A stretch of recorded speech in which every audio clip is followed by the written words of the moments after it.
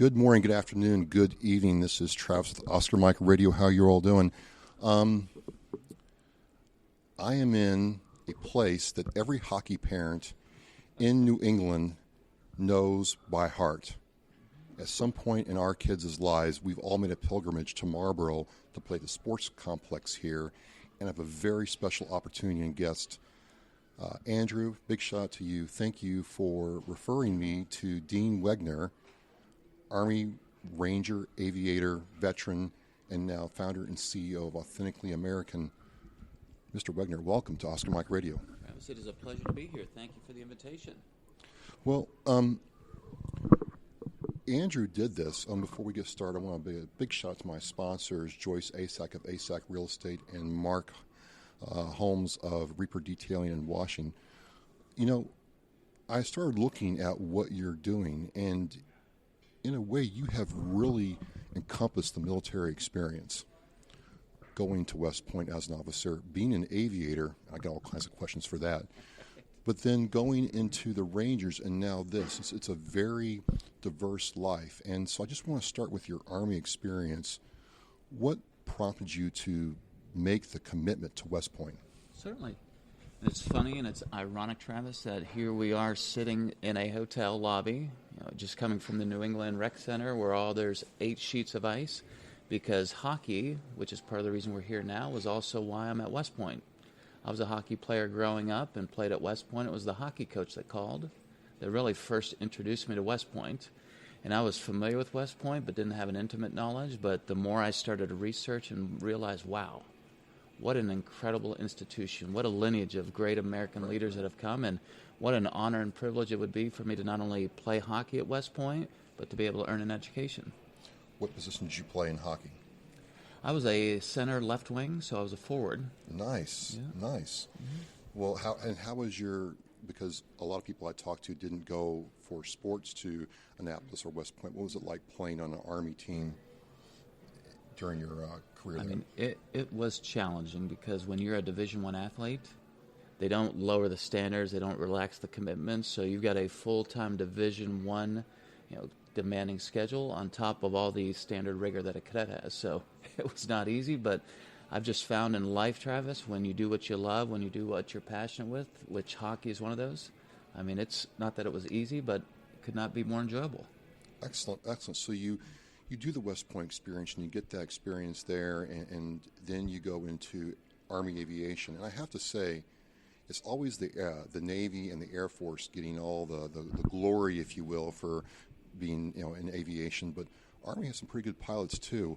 What was it like being a helicopter pilot? You were a rotary wing aviator, correct? Yes, flew helicopters. So down in L.A., down in Lower Alabama, Fort Rucker, Alabama, that's where I learned how to fly. And what did you fly? So the Army has some fixed wing, but it's primarily rotary. So right. I was flying the Hueys, the UH-1 Huey helicopter, and I'll tell you, I love that aircraft. It was a Vietnam-era vintage aircraft, but the most enjoyable, probably the most amazing flying experience I had when I was at the National Training Center.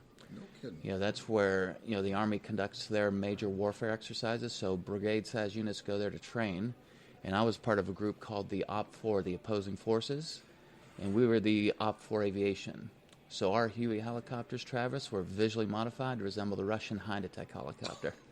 So, I mean, you talk about an incredible adrenaline rush. So here we are flying around the battlefield. We're chasing down tanks and Bradleys, trying to hunt them down. And, I mean, the fortunate thing, it was incredible experience, but it wasn't real live ammo coming back at us. So it's the incredible adrenaline rush we had. I mean, unlike anything I've ever experienced. No kidding.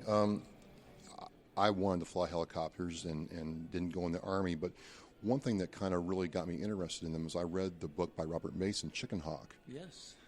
It goes through the whole thing of Army aviation training and Vietnam warfare, and it really got me a whole lot of respect for what those men went through in Vietnam and for what you had to go through in Army training to fly. Mm-hmm. So I don't know if you read the book, but he goes into how the Army really focused on real-world problems and challenges for their pilots before they let them take those things to the field. And I was just curious, what was your first auto rotation like? It was scary. Really? Now, auto rotations, like where they cut power, that you're flying They along. literally roll off the throttle, and like a rock, you just literally drop, and then your stomach is up in your throat, and you're like, what in the world's going to happen?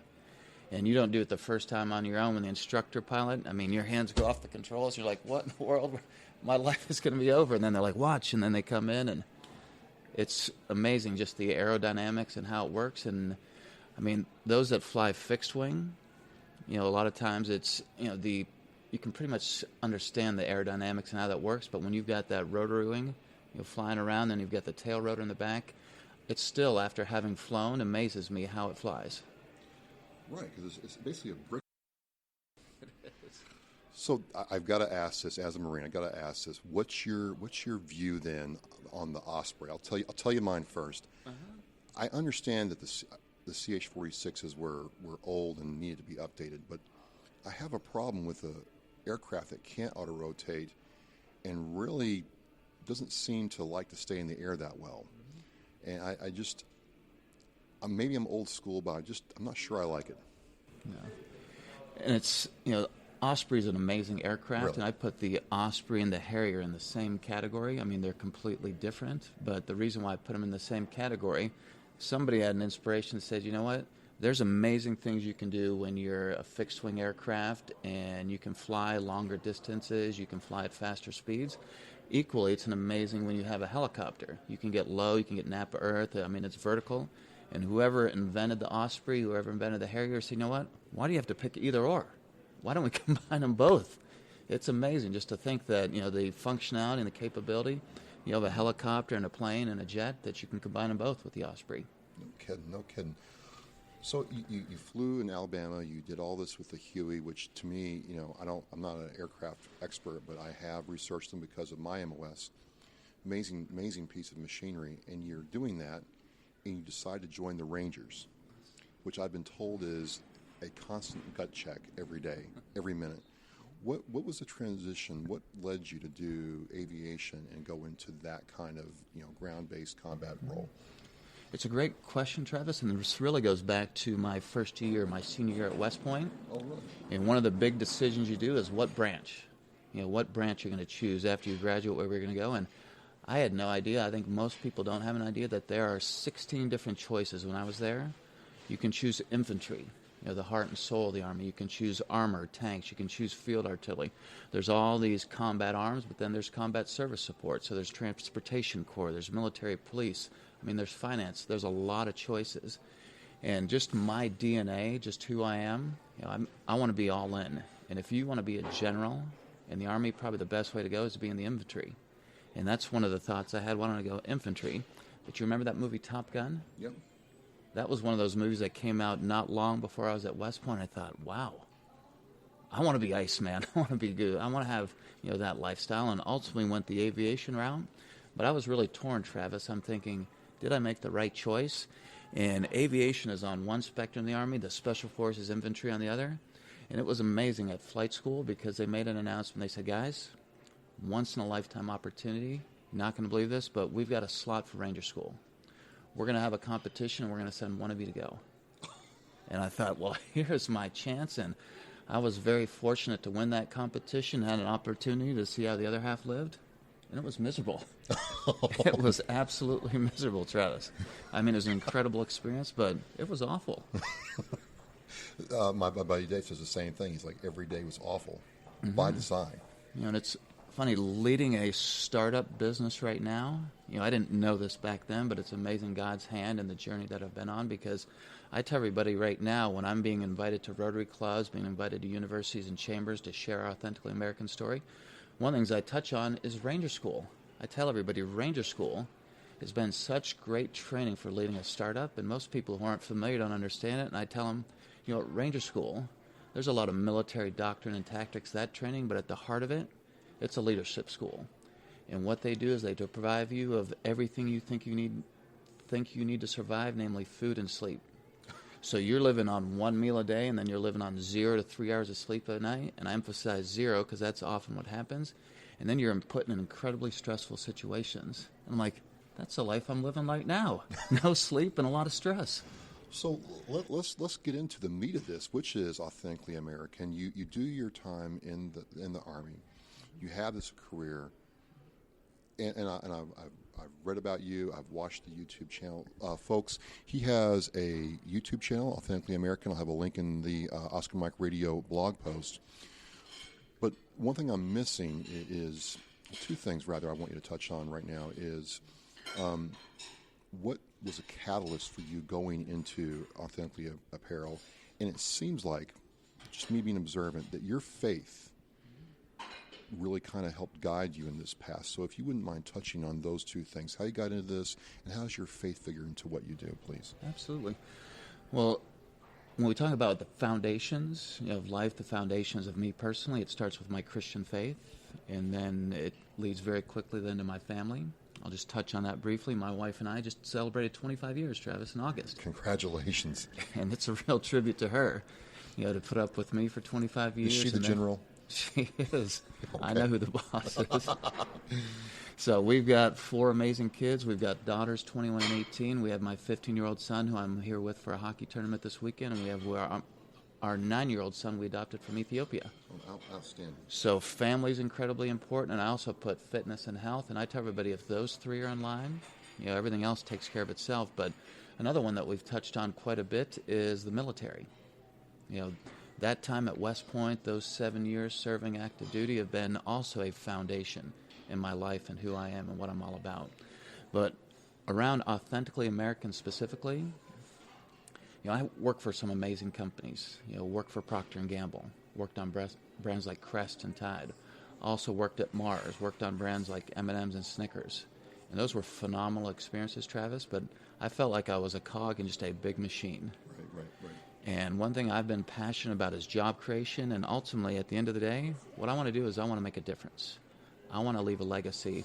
And in 2012, bought a company, Omega Apparel, which was in the uniform business. Okay. And that was my first exposure to apparel.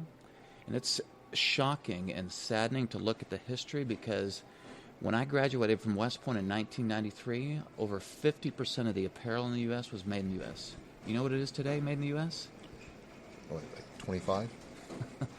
It is less than 3, Travis. Less than 3? Less than 3%. So literally millions of jobs have gone overseas.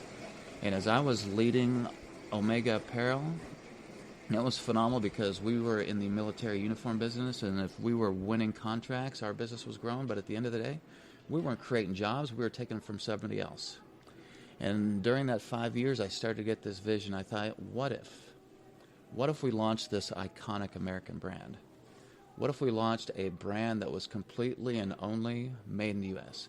What if we built the next Nike or Under Armour? I mean, we would be creating a ton of jobs. We'd be making a difference, and it'd be an opportunity to leave a legacy. So officially launched in July of 2017 from a blank sheet of paper, and I'm exhausted. I mean, it has been so exhausting. Anything you start from a blank sheet of paper, but I will tell you equally, Travis, I could not be more energized, because we've been able to be so intentional about who we are and what we stand for and our values. It's just looking at what you did with Authentically American and what your mission is. I'm like, it's kind of sad to me, and I'll tell you what I'm thinking, that the fact that you want to have apparel jobs in the U.S. is considered out of the ordinary. That saddens me almost in a way, but still, it's juxtapose that against other military, veterans opening clothing brands and apparel brands, a lot of them with the word grunt in them. A lot of their items are made overseas, so you're climbing, to me, a double hill. What are some of the challenges in trying to compete in this space, because you have competition here in the United States and worldwide? I'll tell you, it has not been easy, Travis, but it's an intentional choice to say anything to me that's worthwhile doing. I mean, it's not going to be easy. What you do and the amazing things you've done with Oscar Mike Radio, I mean, you've talked to me about your travel and how you've done it remote and the technical challenge. It's not easy. And same way, if I want to do something and do it well, I know it's not going to be easy. And when I made the intentional choice to make sure that not only do we make in the U.S., but we only make in the U.S., it's not easy. And one of the primary reasons is because it's a lot more expensive here in the U.S.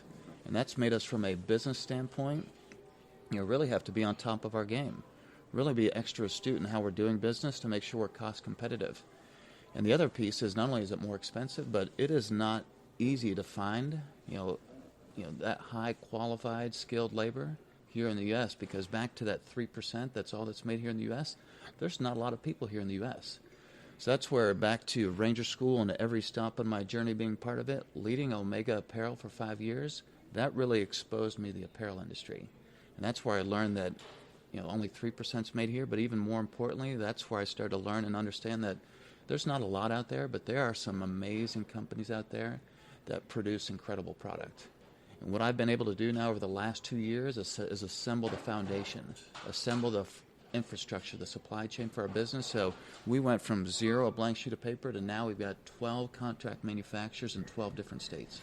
So that really speaks back to your experience in the Army as an aviator and a ranger, having to do, simply put, that small unit leadership on a much bigger scale, is what it sounds like. It is. And, that 5-paragraph op order, the mission and planning. Yep. I mean, you got your notebook there, a blank sheet of paper, that's what it started about.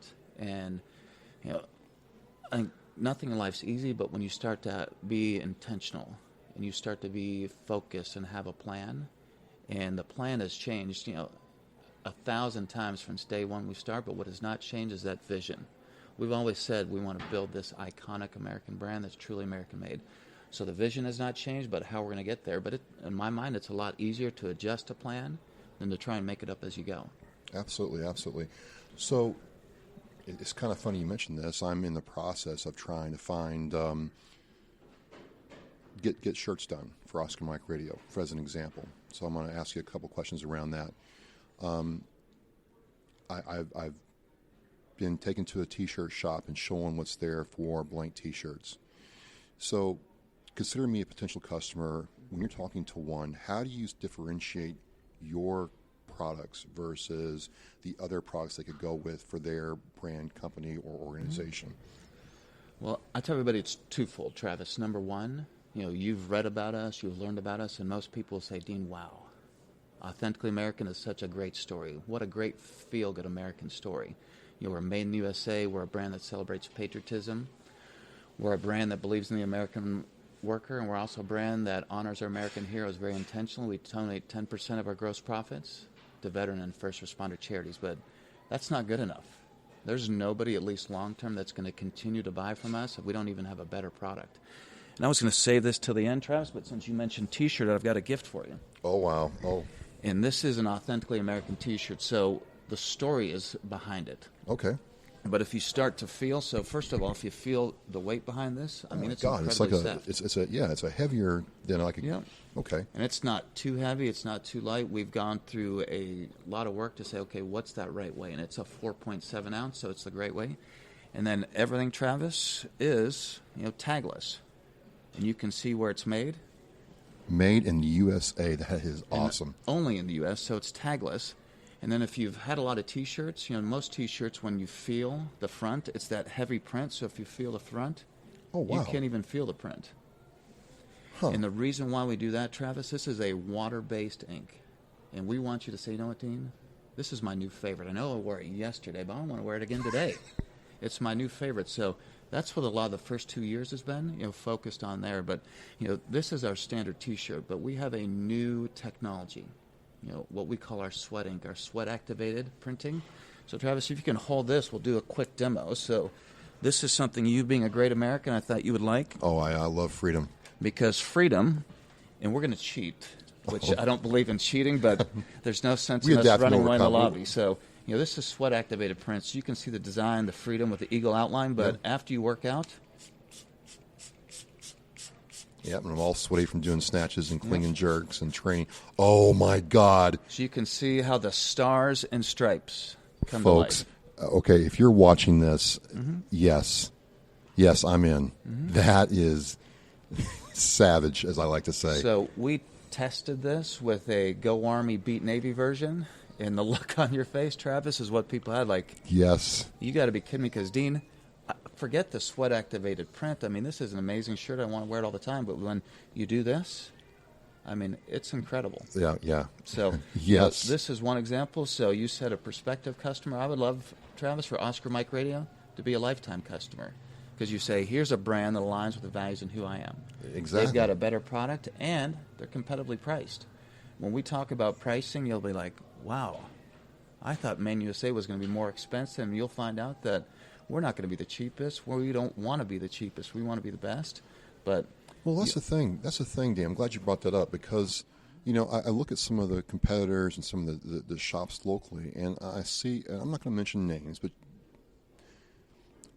I can tell immediately that if I put my logo on this, it's going to shrink the minute I wash it. It's cheap material, and you're like, you want a cheap shirt? No, I want something that somebody who likes my outreach and podcasts and videos can be proud of. Yep. And this is one, you know, knowing you and your values. I mean, you know, we've got, you know, the Authentically American stamp. Yeah, We've got other things that have, like, the vintage U.S. flag. That's our equivalent of the Nike swoosh. Yeah, I could see my logo on your apparel with that flag. That just aligns perfectly. Yeah. I don't have to worry about it. What we do when we partner, you know, with a business, when we partner with a charity, when we partner with a youth athletic association, you know, Oscar Mike Radio would be front and center, and then ours is often on the sleeve somewhere more subtle, because we tell everybody, you know what, when we're partnering with you, we want Oscar Mike to be front and center. But when you partner with Authentically American, our branding, our story is a subtle reinforcement of who you are and what you stand for. That is amazing. I'm in. I am in. Because look, I'm holding this shirt, and it doesn't feel like Kleenex, right? It doesn't feel like Kleenex, and it's that good weight, because I'm a big guy. I'm a weightlifter, so I can certainly see myself wearing this and telling the story in the gym when the flag comes. I got to figure out get the flag and my logo. That is awesome, and it just, I would feel good about it. So many times I've gone to a prospective provider and been like, in 3 or 4 washes, this thing's going to be useless. Yeah. So I don't want to do that. So you're in a startup mode, but you've also gotten a lot of support from a lot of people. Can you kind of relay for me, what's the experience like when you've delivered your product to somebody and they're like, Dean, this exceeds all expectations? Because a lot of people seem happy with what they get from you. There could be no greater joy as a business owner, especially with a startup business, when there's a repeat order. Somebody buys it the first time, and it's a big leap of faith, because we're not a well-established, known brand that's had a 10, 20-year history. We're new. So it takes a lot of work, a lot of selling for people to say, okay, I'm going to buy from you. But then it's an even greater testament when they buy and they say, you know what, Dean, that polo that you sold me, that jacket, that T-shirt, these socks, you know what, they're my new favorite, and I want more. I love it when we go to a business, for example, and they say, you know what, Dean, my boss made me wear it on Friday, but I want to wear it on Saturday. It's my new favorite. That's amazing. That's amazing. Which leads me back to one thing I just want to cover real quick. You've had to transition several times in your life, not only from civilian life into West Point, which it's free, but it's not free. It cost you a lot to meet the standard to get into the school and stay in the school. You had to meet the standard for Army Aviation and to be an Army Ranger. So you've transitioned several times, but I talk to some officers every now and then who resigned their commission, and they kind of tell me that they have the same kind of challenges that enlisted people have. It's just not talked about a whole lot. So as we kind of get into this, what do you think are the challenges for officers transitioning? Do they face challenges, or is it just something that you all handle differently? I think whether you're enlisted, whether you're an officer, anyone in the military, I mean, it is a transition, and transition oftentimes is inherently difficult. And I think, the experience, you and I have both benefited from our military experience, but it's different, from when you're applying that into the business world.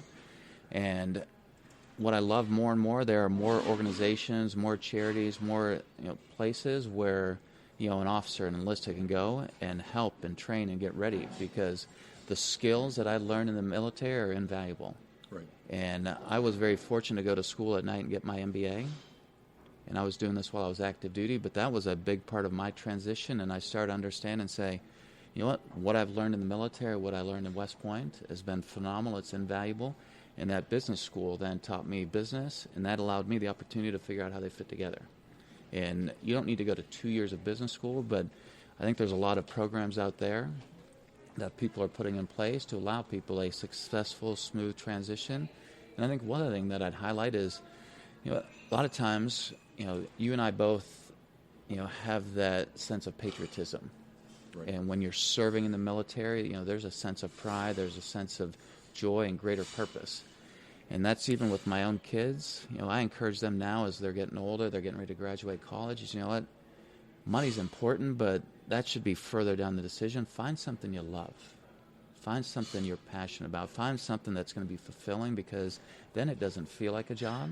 I mean, you're just pursuing your passion. And right now, Travis, I tell everybody, I've never worked more hours in my life. And equally, I never sacrificed family. That's why I'm here for hockey. It's, tremendous sacrifice to be here, but there's no place I want to be. But when I'm working all these hours, it doesn't feel like work. I'm pursuing my passion. Well, you're pursuing your passion, and then it seems like you're surrounded by people who also support you. You have a lot of people starting to get in your corner now. I was wondering if you want to talk about their support. Yeah. So my wife, Yep. she's the first one, because there's a lot of security when you're working for a bigger, larger company, and we're trying to get some security. But when you are a startup, oftentimes it's, can we meet payroll this week?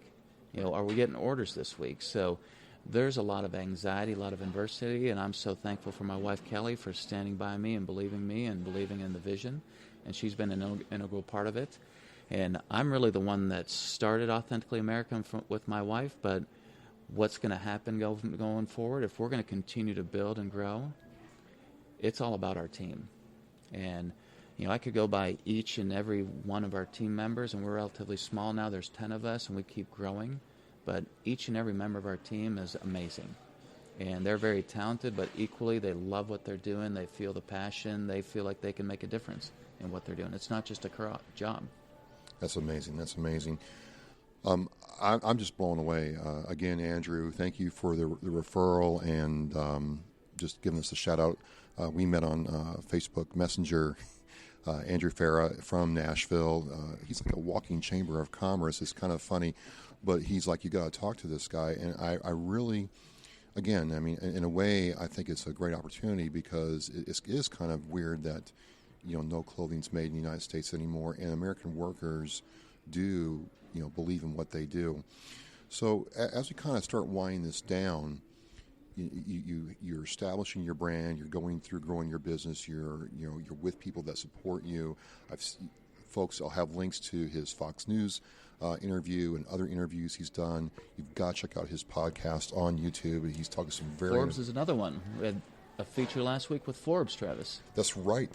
I got to read that. I mean, that was huge. That was huge that Forbes is, a hold of you like this. I mean, what's that mean to you when you start getting this kind of attention?